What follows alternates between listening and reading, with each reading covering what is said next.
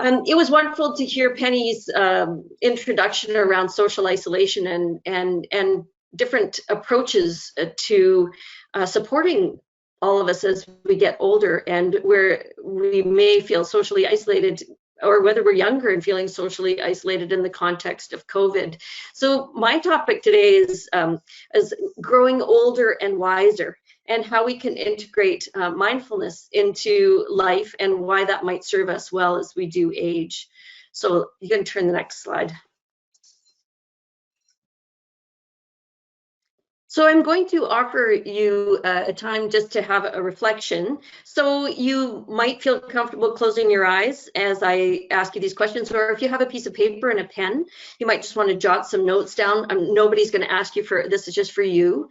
But I'm going to just ask, when we explore our thoughts about growing older, the first question that I'd have for you is, what concerns do you have about growing older?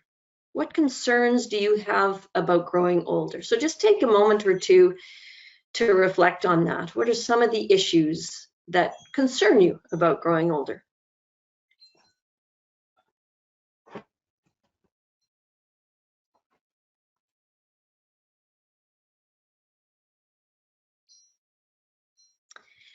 And then move your attention to the question of, what do you look forward to as you grow older? What do you look forward to as you look ahead in your life? What are you anticipating and looking forward to?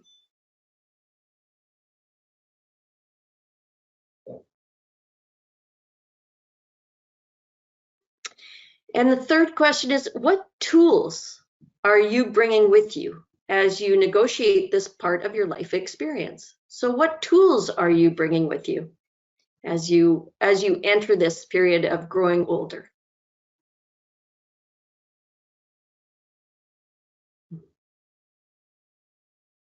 So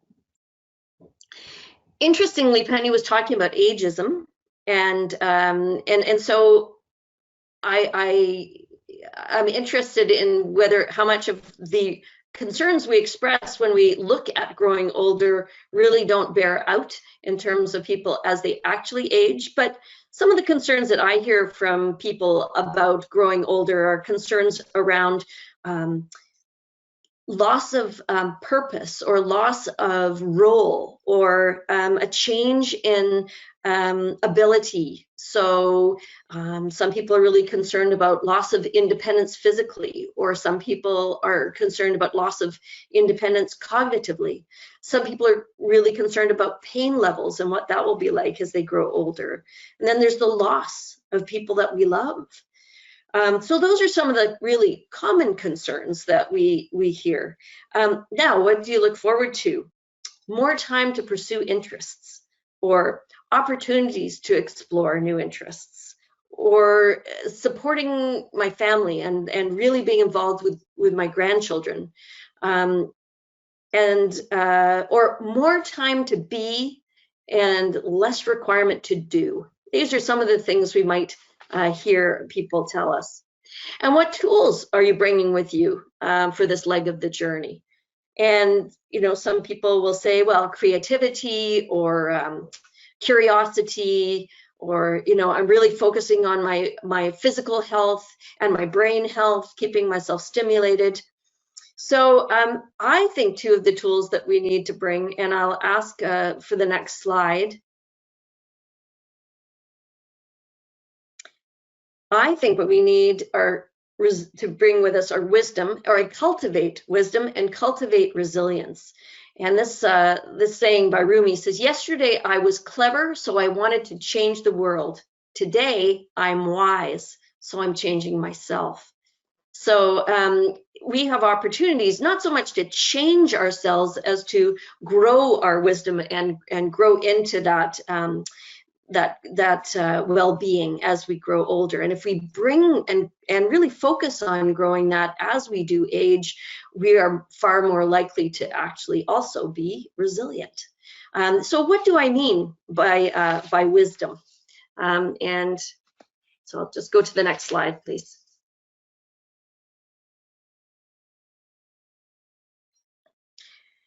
Right. So it says, what do wisdom and how do wisdom and resilience look alike? What do they have in common? Well, wisdom, and this is a definition, and these are the components of wisdom that were defined recently by Dilip Jeste, who's a geriatric psychiatrist and has just written a very interesting book called Wiser that was published last year. And he says that what the literature would suggest is that to really be wise, and wisdom is the quality of having experience, knowledge, and good judgment. So having experience, knowledge, and good judgment. So we can bring experience as we get older, we can bring our knowledge as we get older, and we want to continue to keep developing our judgment, our good judgment. So one of the things, so these are some of the factors. So self-reflection, we need to be able to look at ourselves, take an honest look at where we can grow, where we have the potential to develop and do that. We have to be able to accept uncertainty and accept diversity of views. So having an openness and a willing to acknowledge that there are differences and to respect differences. We need to be decisive when we need to be decisive. That's part of being wise. And then we need to regulate our emotions, because if our emotions are running amok, it's very hard to make good decisions. And that depends on being able to just kind of regulate our emotional energy. We need compassion for self and others, according to Geste, and the whole notion of spirituality, being connected in with something greater than our small s self. And that could be the divine, it could be our interconnectedness as you know, as a humanity and beyond that, but our common humanity. If we look at resilience, and this is from a book, Everyday Resilience, written by my friend Gail Gazelle, she talks about there being 5, and actually there's another one that I need to put on there, but flexibility, so being flexible with our thinking mostly, not so much our physical flexibility, although that's good to work on too, but our emotional sort of our outlook. We really need to be able to roll with the waves, and COVID is really teaching us that. Perseverance, we need to hang on when things are difficult and recognize that if I persevere, things do change. They often change sooner than I imagine. Again, interestingly, to be resilient, you need emotional regulation, and you need self-care and self-compassion. And then connections, which really sort of ties into the spirituality aspects of things. And Penny was talking about that we all need to be able to handle the difficulties that come our way. We need a strong social network. So next slide, please. So one skill that really supports the growth of both wisdom and resilience and supports our well-being is, and if you would press the button again, mindfulness. And next slide, please. So what we're going to do in the half an hour that I have, because we want to leave time for questions, is we're just going to talk a little bit about how much time we spend in our lives on autopilot. And then we're going to explore the term mindfulness, and we'll do some in the moment mindfulness meditation practices, and then really 6 reasons or 6 ways that the skill of mindfulness actually helps us develop resilience, wisdom, and our well-being. Next slide, please. So here we are. This is you standing right in the middle there, and your body is present. You can see that you're standing in the present, and the body can only be in the present. But where would your mind be, do you think? Well, if you're like most people, you're standing here, but your mind is somewhere else.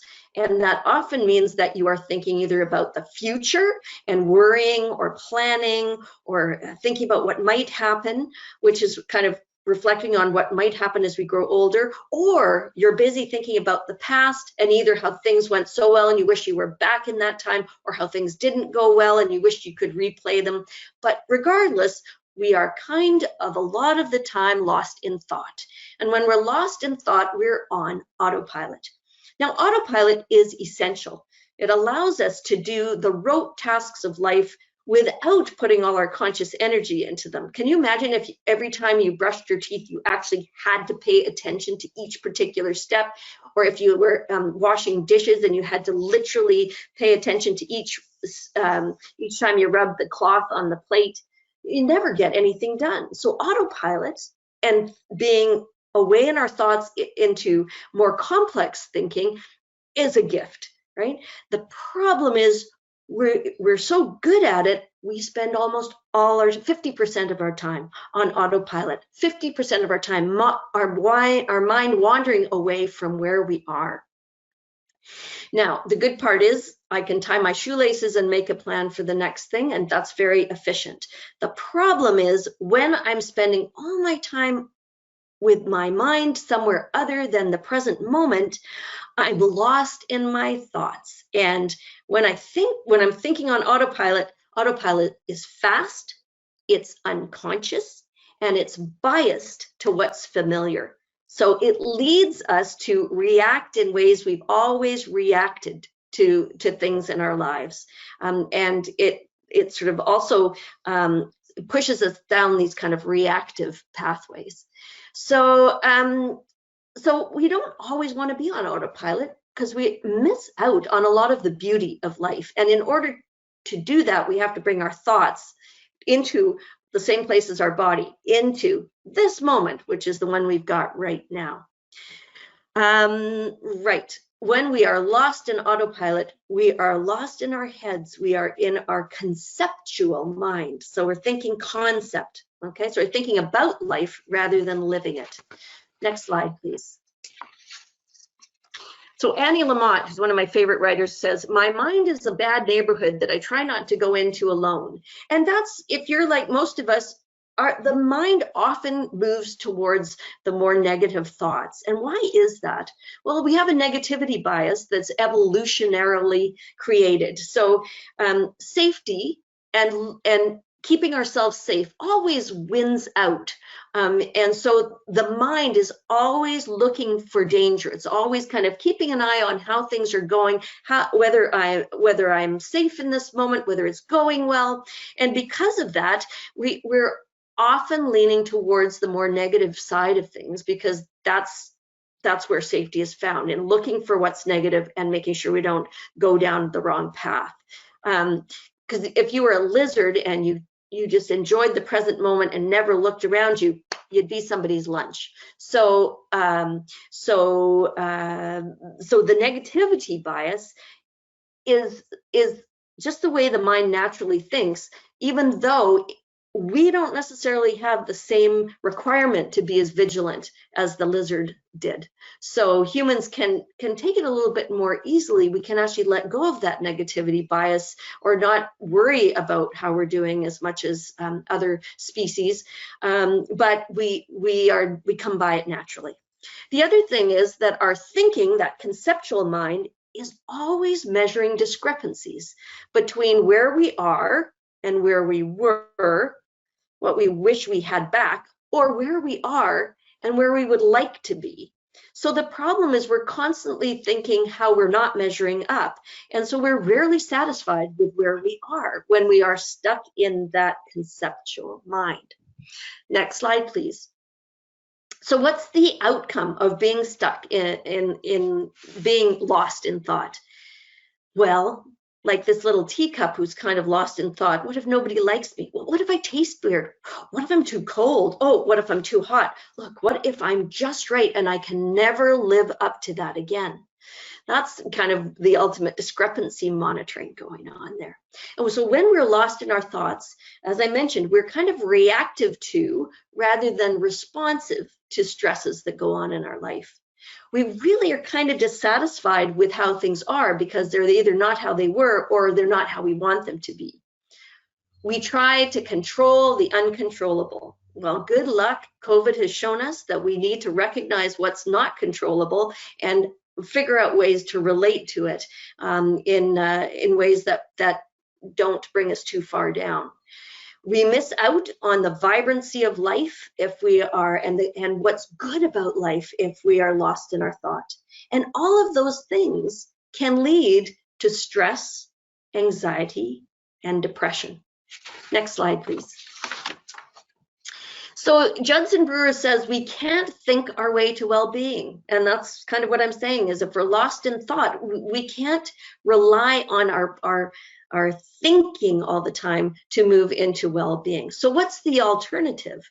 Well, we can use our experiential mode of mind, the mind that is related to our senses, related to what's happening right here and now. And because when we come back into this present moment, we're often struck by how much better it is than where we were in our head. So the experiential mind only exists in this present moment, like right now. And it's constantly shifting and changing. So experiences are rising and falling away. So the experiential mind is just always open to what's coming and going. That's really the kind of mind that animals have, really sort of living the raw experience of life. Now, as I mentioned, you wouldn't want to spend your entire life in that mode, but you do want to be able to choose. When do I want to live in my conceptual mind? And when might it be a more beautiful place to be in my here and now place? So really connecting in with that experiential mode of thinking helps us to step out of a suffering mindset and into the here and now, because suffering is often thinking. And the more we use it, the more we see things really clearly and really vibrantly, and not clouded by our busy, conditioned, conceptual minds. So why don't we have, so I hope everybody has something to drink, and I'm going to offer a short reflection. So I'd really like to start with for you to close your eyes and think about taking a drink of this beverage that's in front of you. Just close your eyes and just imagine yourself taking a drink.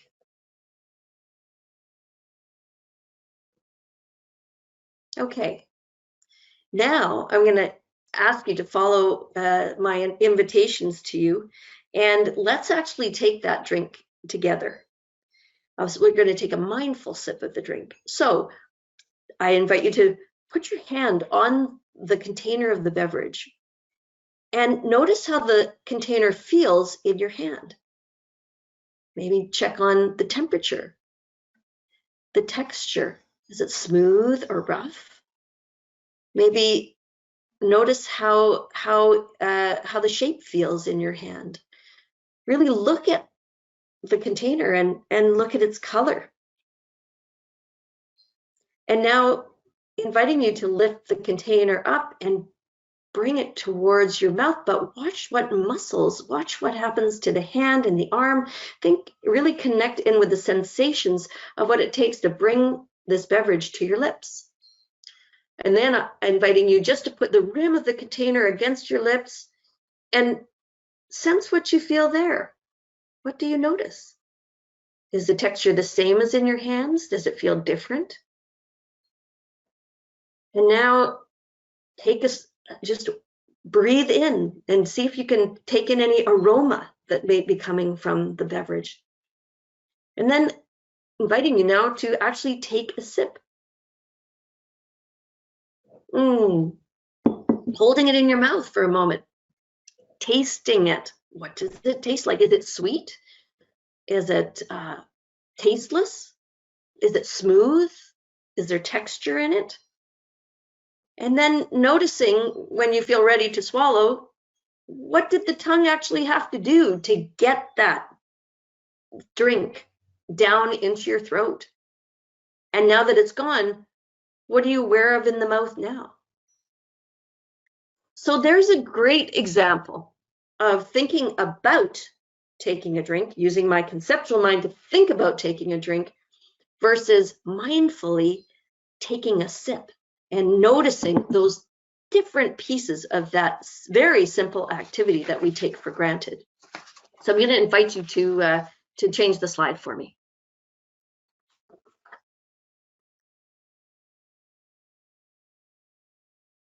So what is mindfulness?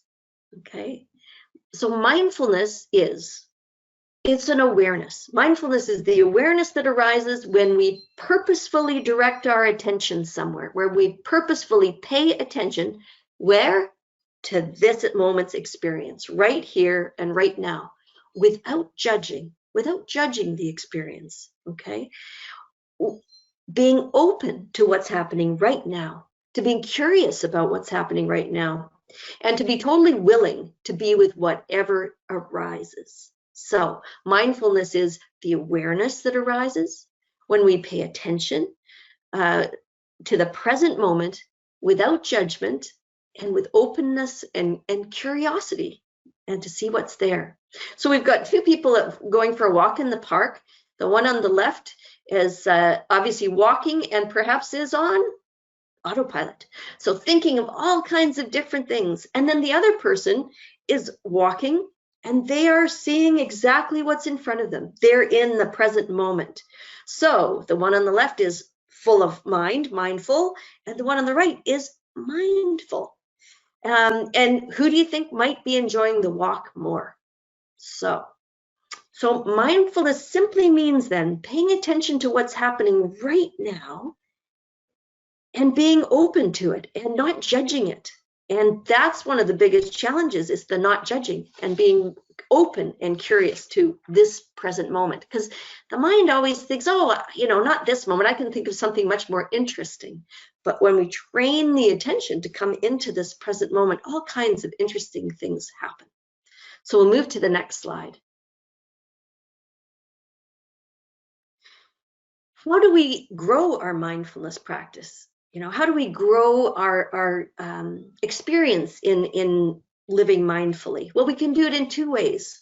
One, using formal mindfulness practices, where we actually say, I'm going to take a time out of my life and I'm going to either meditate. So I'm going to do mindfulness meditation, where I focus my attention usually on an anchor like a breath, and I'm just going to focus. And every time the mind wanders, I'll invite it back. And I do that for maybe 5 minutes, 10 minutes, 20 minutes, 30 minutes. And we're really training the attention to come back to this present moment. And every time my thoughts move away, I might get kind of critical, because I know the idea is to pay attention to this present moment. That's a judgment. So I'm going to notice that and be kind of interested. Wow, look at the judgments that are arising. And so that's a mindfulness meditation. You can also have an in-the-moment mindfulness practice. And that's where we pause and we check in with how we're doing in this moment. And we're just kind of taking a step out of our everyday experience to check in. And we'll do one of those practices in a minute. Then there's mindful movement and yoga, Tai Chi. Those are examples of mindful movement when they are used in their mindfulness, as a mindful movement. Sometimes people just want to get the exercise out of yoga, and they're not attending to what the body is doing as they move. So that's the formal mindfulness practices, when we say, I'm taking this time out and I'm going to really focus in on being mindful. The informal mindfulness practices is like life every day. So what I mentioned, when we took a drink, when we took a sip, you can decide, I'm going to eat this meal, or I'm going to eat the first few bites of this meal mindfully, and imagine what it might feel like to have those first 3 bites, focus only on those first 3 bites. Or if I'm in a shower, instead of planning the rest of my day, I'm actually experiencing the water on my skin. I'm experiencing the lather on my skin. I'm experiencing the shampoo in my hair, the warmth. I can be either really present with that, and that would be an example of informal mindfulness practice. Or when you go for a walk in nature, to really connect in, not with what I think about that tree, but just taking it in all its sensory glory. So formal mindfulness practices, informal mindfulness practices. So let's do one, and we're going to skip the next slide and just go to the one after that, please, Christine. So this is the stop practice. It's and so each step of the practice is spelled is a letter of the word stop. So we're going to do this practice together, but this is one of those practices you can pull out anytime. And when when I'm supporting family members who are caring for someone living with cognitive change, they'll tell you this is, bar none, one of the best practices, because when they're getting into a sticky time, they know to stop. And stop, the S stands for stop whatever you're doing. So you're going to pause. You're going to put in a real, just stop. Then you're going to invite yourself to take a few deep breaths. And it could be one deep breath, or it could be 3 deep breaths, but maybe to the count of 4 or 6 in and out, 6, maybe to the count of 6 or 8. Whatever you can do that allows you to slow your breathing down, because when we slow our breath down, we connect with that rest and digest part of the nervous system. You're going to observe. So O means observe, and it means observe what's happening right now. So observe what's happening in my body, observe what thoughts I'm having, and observe what feelings are there right now. So yeah, I'm going to stop and pay attention to my physical sensations, thoughts, and feelings. And then P, I'm going to pause again, and I'm going to say, okay, what needs my attention right now? When I'm feeling this way, what can I do to support myself moving forward? So how can I move in the direction of what's needed? And then praise yourself. That's the other part of P. Praise yourself for taking the pause. So we'll do it together. We're going to just to see what it's like to just pause in the middle of your day today, in the middle of this talk. So you could close your eyes, and if you prefer not to close your eyes, you can just lower them to the floor in a kind of a receptive gaze, and just ask yourself to stop. I'm going to stop right here. So inviting yourself to stop.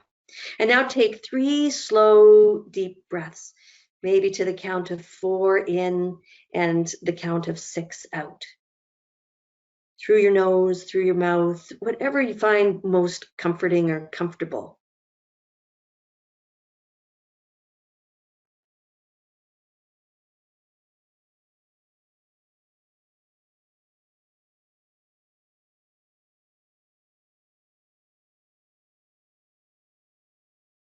And now move to the O.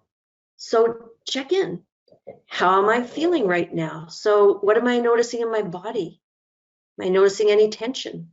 Am I noticing any places of warmth or cool? What am I thinking right now? What thoughts are there right now? What feelings am I having? There might be nothing in terms of feelings, nothing really major, but checking in with yourself. And then asking yourself, wow, okay, what most needs my attention right now? So for me, I kind of noticed that my shoulders were up in a little bit of tension. So I'm going to just invite them to just relax a bit. So it might be to relax the body, or just to notice that I'm maybe thinking about what I'm going to be doing after this presentation, and I'm going to invite myself to this present moment. I'm going to invite myself back in. And then I'm just going to say a word of praise to myself, like, well done, you took a moment out of your busy day. So that's an in-the-moment mindfulness practice, and it can be incredibly helpful when you are maybe having a challenging conversation with your child, or with your husband, or with your partner, or your parent, and you can sense that things are going a bit askew. It's really a great idea to just say, hey, hold on a second, I just need to go to the washroom. Step out of the room and pull out your stop practice and check in with yourself. What is it you're needing right now? How can you settle yourself to re-enter the conversation if it's a difficult one? What are you needing, and what do you imagine they might be needing as well?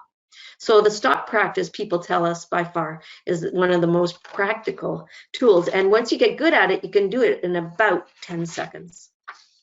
All right, so let's move on to the next slide.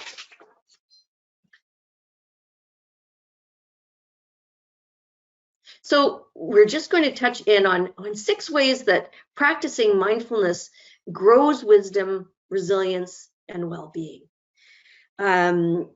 Reminding, what is mindfulness? Mindfulness is the awareness that arises when we pay attention to this present moment, what's happening right here and now, without judgment and with an openness and a curiosity and a willingness to be with whatever is there. So that's mindfulness.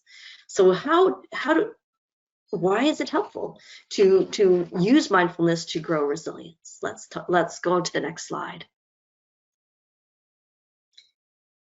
So the first reason is that mindfulness connects us with the vibrancy of life. So as I mentioned, if we are stuck in the conceptual mind, we're often missing out on the beauty that is by the side of the road. Munindraji was a well-known meditation teacher, and someone asked him, Munindraji, why do you meditate? And everybody stood around thinking it was going to be some wild pronouncement. And he said, I meditate so that I can see the small blue flowers at the side of the road, which I would miss otherwise. And that's what mindfulness helps us to do. We're only well, I don't know how many times we're in this life, but in this life that I have right now, I want to be really taking part in it. I want to really experience it. And so mindfulness really helps us to do that. It also then helps us to slow down and to smell the coffee or smell the roses and immerse ourselves in beauty and in goodness. And that counteracts that natural negativity bias that I talked about a little bit earlier. So slowing down, taking in what's lovely in this moment helps me to grow the good in my brain.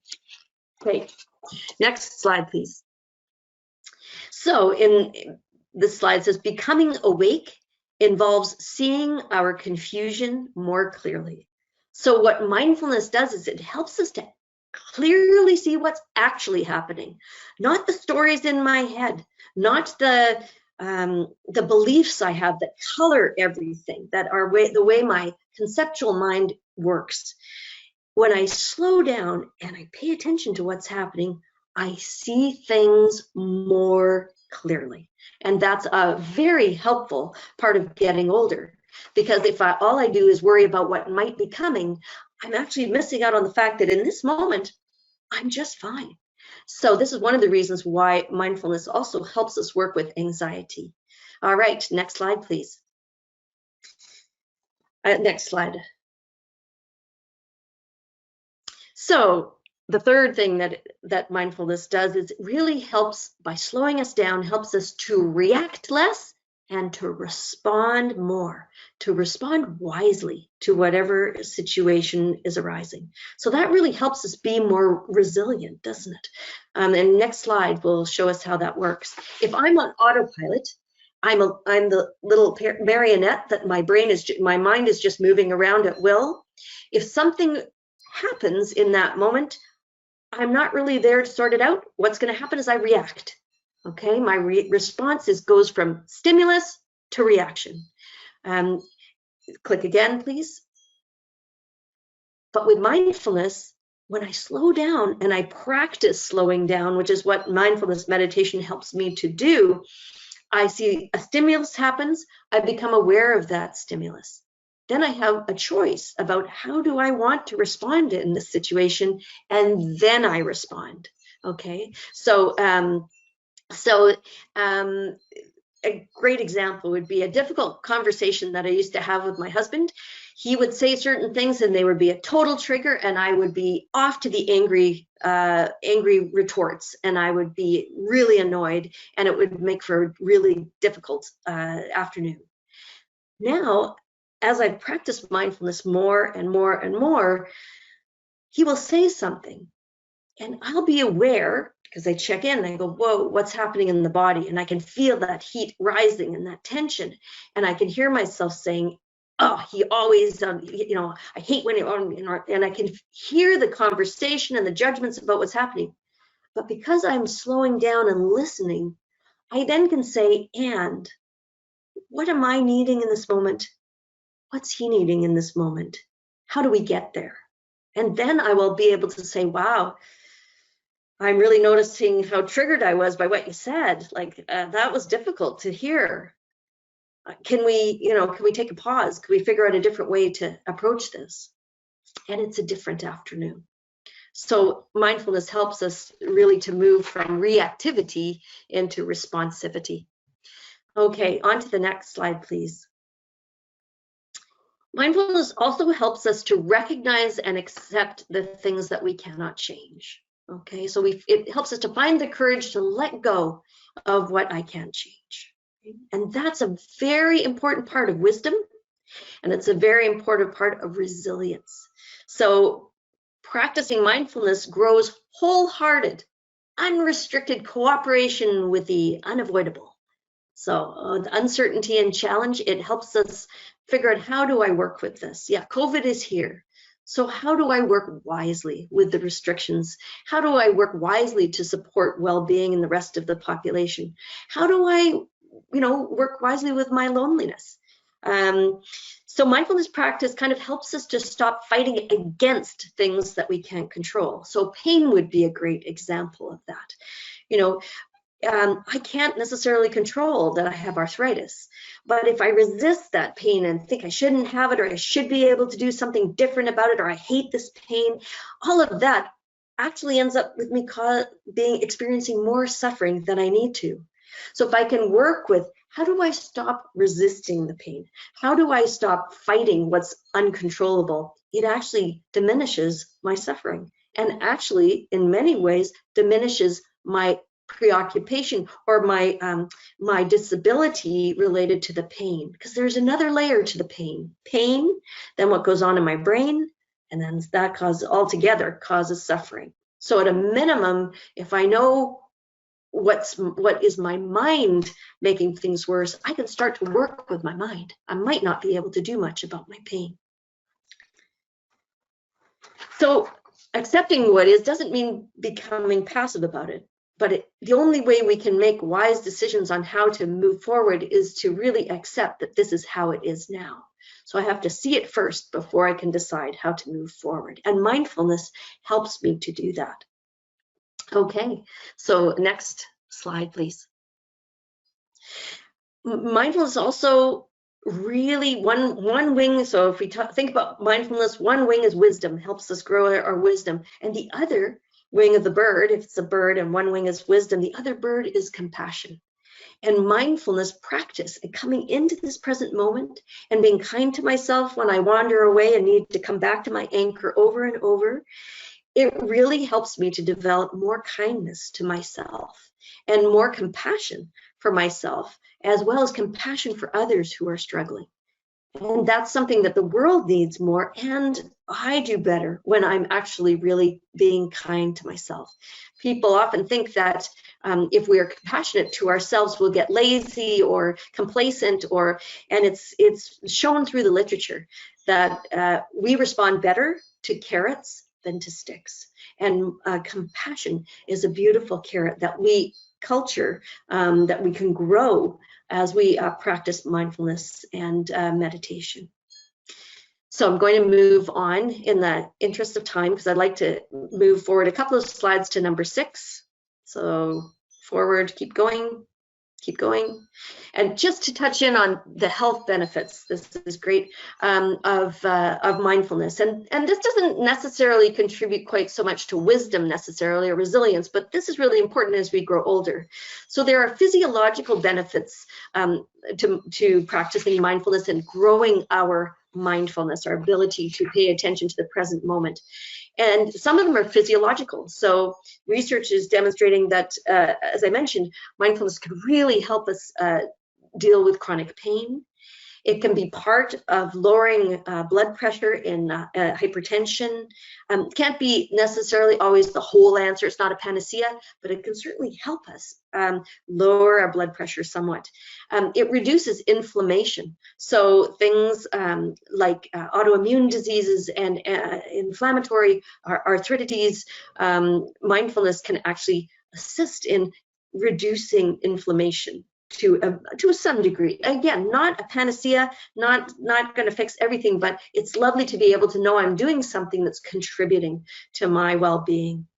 Psychologically, lots of evidence that mindfulness reduces stress, and stress actually on its own increases inflammation in the body. So it reduces stress and thereby reduces inflammation, improves mood and anxiety symptoms, reduces rumination. So that sort of going over and over the thinking, and it improves the quality of relationships because we can slow down and hear what the other person is needing and tell others what we need in a much more measured way. So the next slide, please. The other way that sort of the one other place that is really quite interesting for aging and mindfulness is the growing understanding of the effect of mindfulness on thinking. And although the research is in its infancy, one thing we are really learning is that no matter what age you are, the brain is always regenerating itself. So it's always creating new pathways, creating new modes of communication. And years ago, we didn't think that was the case. So we can use mindfulness to create new patterns of healthier thinking that actually then allow the brain to function at its most optimal. So neuroplasticity is our friend as we get older. So mindfulness strengthens the prefrontal cortex. So that is our executive functions, our problem solving, our assessment skills, our appreciation, our planning, our empathy. Those things are in the prefrontal cortex, and long-term meditators are shown to have much more gray matter in their prefrontal cortices. Also, mindfulness meditation dampens down the warning bell in the brain, the amygdala, which triggers off that fight or flight response in the body. And so mindfulness meditation helps us to be less emotionally reactive and more emotionally regulated. And that's certainly a consistent finding. It also reduces the mind wandering when we don't want it to. So it deactivates what's called our default mode network. So it increases our cognitive reserve, like so as I go into my later years, I really want to have the most robust well-being in my brain that I can. And mindfulness is one of those things that can help you with mental efficiency and control, mental flexibility, and you remember you need that for resilience, and it helps with integrating the brain's functioning as a whole, and the brain loves to be integrated, all the parts communicating well. Mindfulness helps with that. There's lots more to say about that, but those are some of the high points. So just to say, one of the things that we struggle with, almost all of us as we age, is our attention. And mindfulness meditation is a task of attention training. It's like going to the gym for your brain. Also to say that lots of those areas of the brain are strengthened when we do regular exercise and when we eat well as well. All right, next slide, and we're almost finished. We'll have time for some questions. What isn't mindfulness? This is how we feel lots of times when we're practicing meditation. We feel like we have a monkey in our mind because the mind is just thinking and thinking and thinking. This cartoon, this fellow had some neurosurgery. He says, yes, we found this in your brain. So that would be monkey mind. Wouldn't that be nice if I could let go of the busyness of my mind? Meditation helps me to do that. But meditation isn't, and mindfulness meditation isn't, a relaxation technique. Oftentimes we do feel more relaxed when we practice mindfulness, but that's not its primary purpose. Remember, it's about being with whatever arises and being willing to be with whatever arises and attending and paying attention to what arises with openness and curiosity. Sometimes relaxation comes with that, but a lot of times we start busy, we end busy. And sometimes people feel like, oh, I'm not doing this very well. Nope, not the case. That's just the way the mind is. We're gradually training it. It's not about running away from problems. It's actually running towards our emotions, running towards our top 10 most problematic thoughts so that we can actually start to recognize what's going on and work with them differently. It's not a religion, although mindfulness meditation is borrowed very much from Buddhist psychology, at least the mindfulness meditation that's now integrated into secular teachings in healthcare, etc. But you can practice any faith and still connect in with these practices. It's not about emptying the mind. I was saying it's not a panacea for everything that's challenging. And it's not a scientific slam dunk. It's not like, wow, all the research is, saying that it's the best thing next to sliced bread. But boy, is that research base growing. So just to end our formal part of the presentation on where to begin. So if we could go to the next slide. First off, I encourage everybody to start small. So how about having a few mindful sips of a drink each day, or committing to 3 mindful bites of each meal? That alone could be quite transformational. Maybe begin to practice the stop practice every day and check in with yourself, maybe 3 times a day. Just check in. Okay, stop, take a big breath. What am I noticing? Physical sensations, thoughts, emotions. So what is that telling me about where I need to head in my next moment, in the next moments of my day, to approach it with the least amount of suffering and the most enjoyment possible? So practice the stop every day. And if you practice that enough, you'll be able to pull it out when things are difficult. And actually it will give you a lot of resilience for whatever's going on. Download an app. Most do have free entry practices. Insight Timer is one of the best in terms of having many free practices and a timer built into it. Headspace, very commonly used. 10% Happier. And again, I don't get commission from any of these places, and if you do sort of pay for the app, they're not inexpensive, but they often offer free courses or free podcasts. So 10% Happier has a wonderful podcast that's a great place to start. Look for an introductory mindfulness class. So maybe something called one of the courses that people attend offers mindfulness-based stress reduction. If you're dealing with a lot of stress, chronic illness, if you are struggling with just to manage everything that's going on, mindfulness-based stress reduction is probably the gold standard course. There's a course called MAPS, Mindful Awareness Practices for Daily Living. That's a wonderful introduction to mindfulness. Or in BC, you can go to the BC Insight Meditation Society, and that is associated. That's a Buddhist site, but from the Western Buddhist perspective, wonderful offerings there as well. So I'm going to stop there, and just to say that I certainly can, an N of one, but speak from my own experience of how mindfulness practice and learning to work with my mind effectively using mindfulness made such a difference throughout the 11 years of caregiving and supporting my mom and dad. And I'm very grateful that I was able to do that. And it was, I'm sure, in no small part because of my practice. I think I'm growing definitely wiser and definitely more resilient and all those sort of factors, more perseverant, more compassionate. Yeah, it's been a game changer for me. So happy to answer whatever questions you have.